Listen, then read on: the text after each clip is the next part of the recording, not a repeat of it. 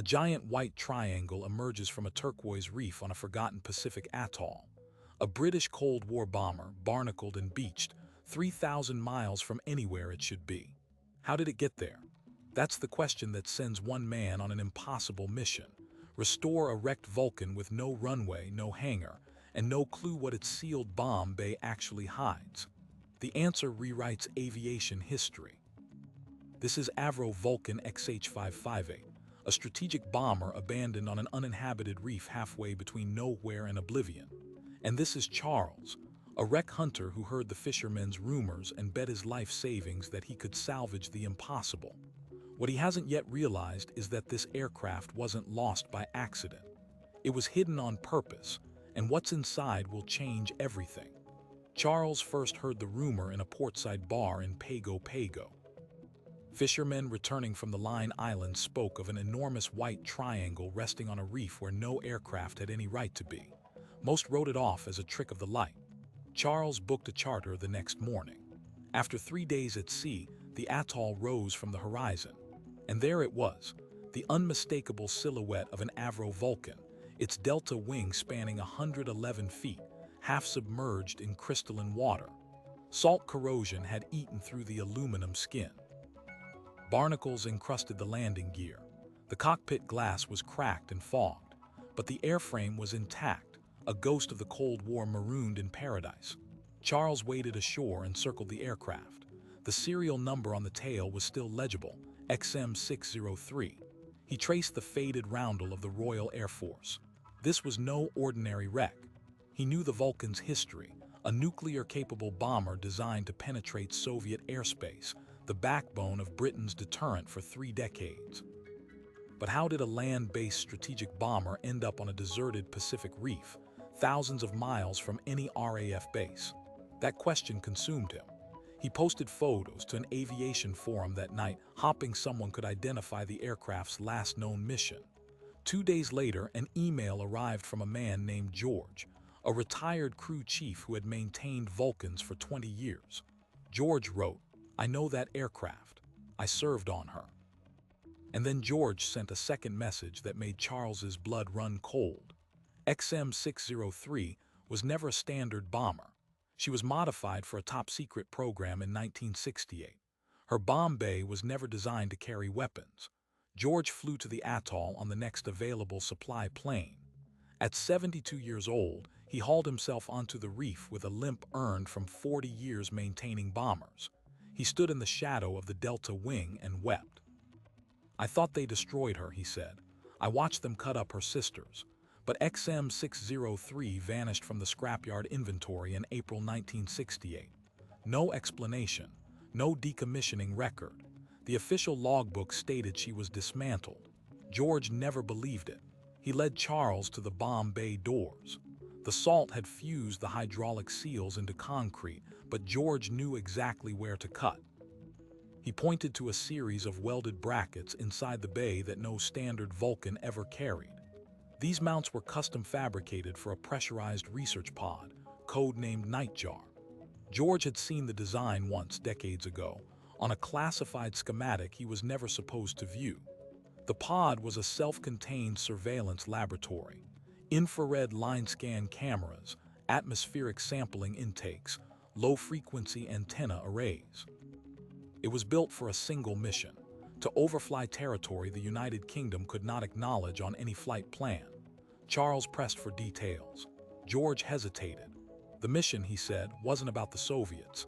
It was about the Pacific. In 1968, the Americans and the Soviets were competing to map underwater geological formations for nuclear submarine navigation. Britain wanted its own survey, conducted in absolute secrecy, without asking permission from any Allied government.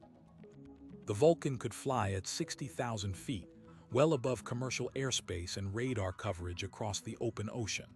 The pod would scan thousands of square miles of seabed, collecting gravimetric data that could identify deepwater channels suitable for silent submarine passage.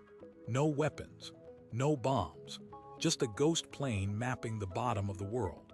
Then George dropped the second revelation.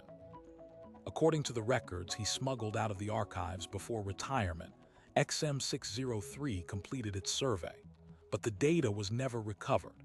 The official cover story claimed an engine failure forced a water ditching. The crew was rescued by a Royal Navy submarine operating covertly in the area. They scuttled the aircraft intentionally, sinking it into the reef shallows so the pod would remain hidden until a retrieval team could be dispatched. That team never came. The program was buried, the aircraft forgotten. The pod sat sealed in salt water for over 50 years. Charles and his team cut through the bomb bay doors with pneumatic tools running off a generator balanced on a pontoon raft. When the doors finally groaned open, they found the pod intact. Its aluminum casing bore the insignia of the Royal Aircraft Establishment and a single line stenciled in faded black letters. "Do not open without clearance level Aurora." George's hands trembled. Clearance level Aurora was creation tier classification, above top secret, reserved for programs that officially did not exist. The data inside could rewrite the history of Cold War intelligence, but they had no way to open the pod safely.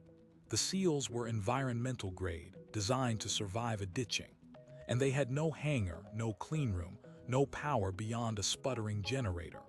The pod was a time capsule welded shut. Charles faced an impossible choice: cut it open on the reef and risk destroying 60-year-old magnetic tapes, or transport the entire aircraft 300 miles to the nearest facility with controlled conditions.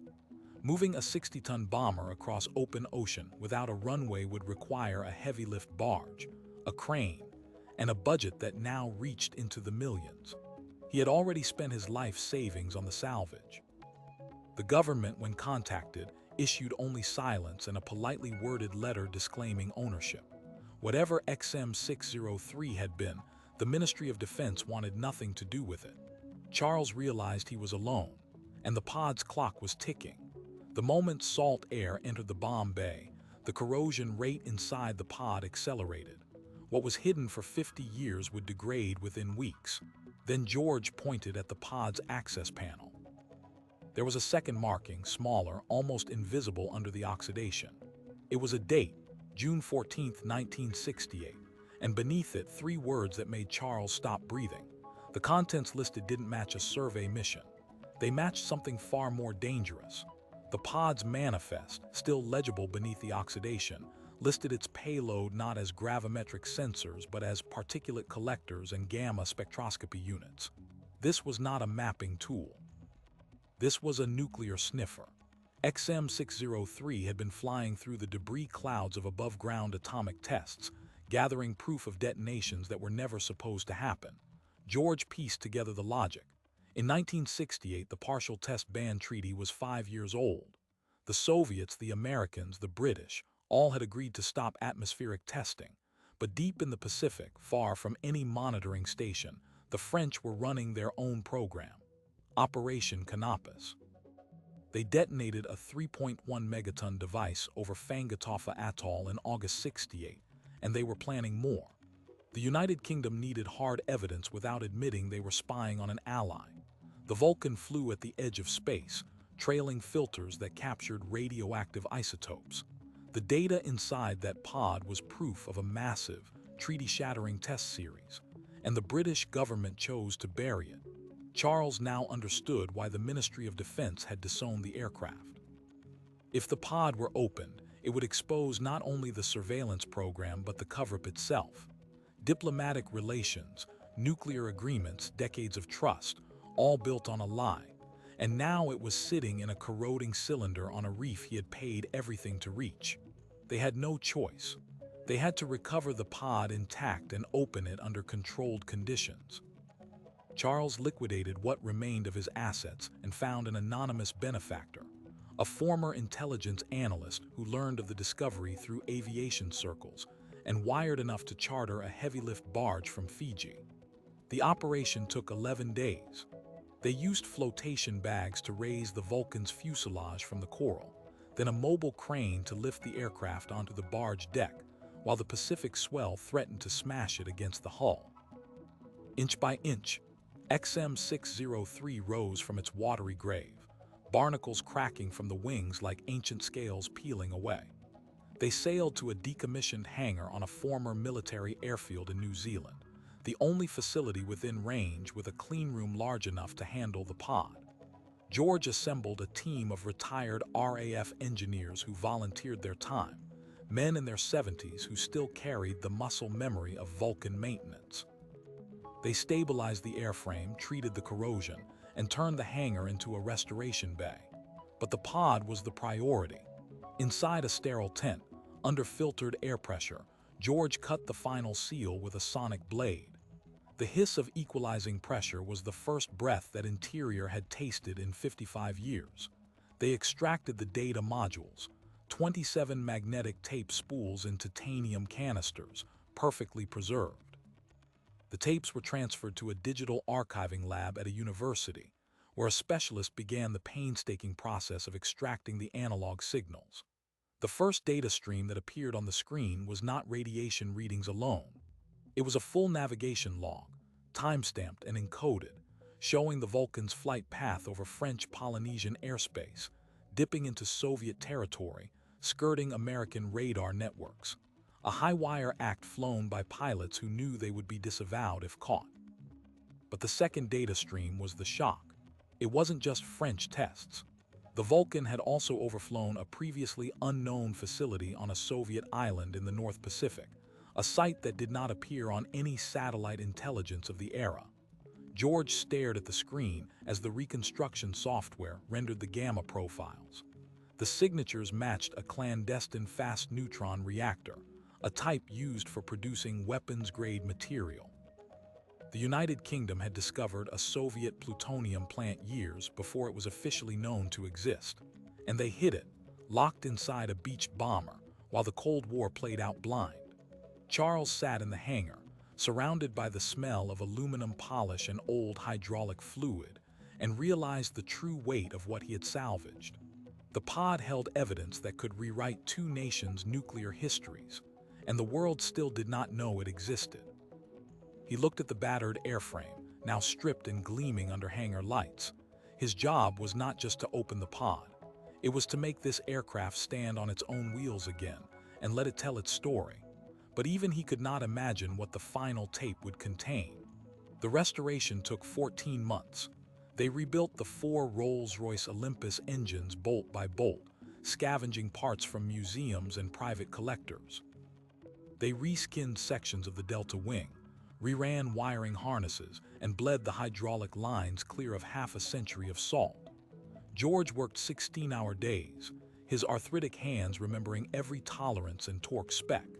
And on the morning of April 6th, the aircraft known as XM603 coughed, roared, and rolled forward under its own power for the first time since 1968. The Vulcan taxied down the old runway, the howl of its engines echoing across the airfield, and George stood on the tarmac with tears cutting tracks through the grease on his cheeks. That same week, the university lab finished reconstructing the final tape. It was not sensor data. It was a cockpit voice recording. The Vulcan's pilot, squadron leader Michael Ashford, had sealed a personal log inside the pod before the ditching. His voice, preserved on magnetic oxide, emerged from the speakers with the crackle of age. He described their last mission in precise detail. They had overflown the Soviet island facility, photographed the reactor, and collected particulates that proved weapons-grade production. But on the return leg, they received an encrypted order from London. Do not land. The cover story was already in motion. They were instructed to ditch the aircraft in international waters and await submarine extraction. The data was too sensitive to risk landing at any Allied airfield where American or French intelligence might intercept it. Ashford and his crew obeyed, knowing they were erasing their own mission. They left a parting message in the pod. If you're hearing this, then someone finally cared enough to look. The truth is in the air you're breathing. The revelation hit the aviation and intelligence communities like a shockwave. Historians verified the Soviet facility's existence from declassified American documents. The French government issued no comment. The British Ministry of Defense, after months of silence, released a one-line statement: "We do not comment on matters of historical security." Charles received calls from journalists, filmmakers, and former intelligence officers who wanted to see the aircraft. The Vulcan, once a ghost, was now evidence. Then Charles discovered the final entry in the log, written in Ashford's hand on a separate note sealed in the canister. It wasn't addressed to any government. It was a letter to his wife, written the night before the ditching, filled with love and an apology for never being able to explain why he wasn't coming home. That single sheet of paper, still smelling faintly of jet fuel, made the entire restoration personal. This was not just a machine. It was a crypt for a man's final words. Charles stood in the hangar as the Vulcan's engines cooled, the air shimmering with heat. XM-603 had been saved from the reef, but its true rescue was the story it carried out of the silence. And yet, one question remained, burning as brightly as the afterburners. If the cover-up was ordered from the very top and millions of lives hung in the balance of Cold War secrets, who decided that a bomber, its crew, and the truth were all worth losing? That question may never be fully answered. The order came from a sealed operations room, a voice on an encrypted channel, a signature long since retired into silence. But the consequences were real.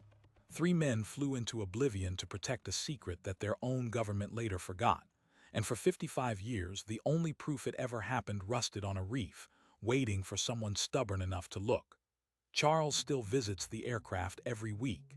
He says the Vulcan isn't just a warbird anymore. It's a memorial. And as long as it sits in that hangar, the mission isn't over. If you believe that lost history deserves to be found, hit that like button and subscribe so we can keep bringing these stories to light. Thanks for watching, and see you in the next one.